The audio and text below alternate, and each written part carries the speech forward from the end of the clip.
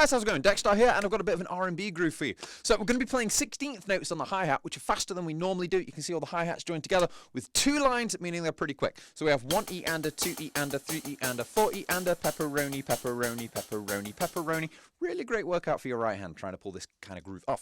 And then we've just gone and dotted some bass drums and snare drums with it. The snare drums are on beat 2 and 4, as we normally do in these kind of grooves. 1 E and a, 2 E and a, 3 E and a, 4 E and a. So on every second pepperoni, pepperoni, pepperoni, pepperoni, pepperoni. And that's the hand pattern.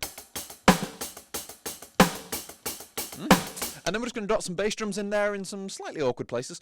The first group of 4 in beat 1, we're going to go 1 E and a. We've got bass drum on the first hi-hat on its own, on the third hi-hat and another hi-hat on its own, so 1 E and a. And then in beat 2 we have our snare drum, 2 E and then we've got a bass drum with that last hi-hat in that group of 4. So bass, bass, snare, bass, and that's an awkward bass drum to try and put in on the of 2. So 1 E and 2 E and and again, this kind of counting thing, if you guys aren't into that, just really helps with placement. So if I'm referring to a note in the bar, if I say the of 2, you should know exactly where that is. So 1 E and a, 2 E and that's why that counting method helps. A lot of people are like, I just want to hit drums and play along with Blink 182. That's fine, okay? But this allows you to get a little bit deeper into it and understand exactly what's going on. So that's the first half. 1 E and a, 2 E and Sounds groovy already. And then into beat 3, you can see we've got 4 hi-hats, 3 E and and we've got those 2 bass drums and those middle 2 hi-hats. So if we think 4 hi-hats, 1, 2, 3, 4, it's on the second and the third.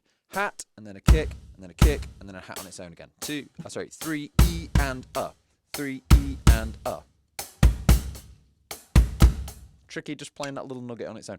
And then beat 4, we have the snare drum and hi-hat together, and then 3 more hi-hats to finish off. Nice and easy. 4 E and The second half on its own, 3 E and 4 E and 3 E and 4 E and Just getting comfortable putting his bass drums in strange places.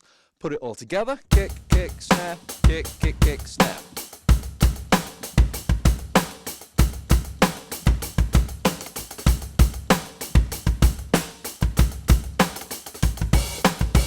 And there we go. Hope you enjoyed that groove, guys. Please subscribe if you're new, if you want to get more into this. I do have a course on R&B grooves, which go into these 16th note hi-hats and then talking about different placements of bass drums and snare drums. And if you want to take this even faster and your right hand's burning out, you could then go to using 2 hands on the hi-hat.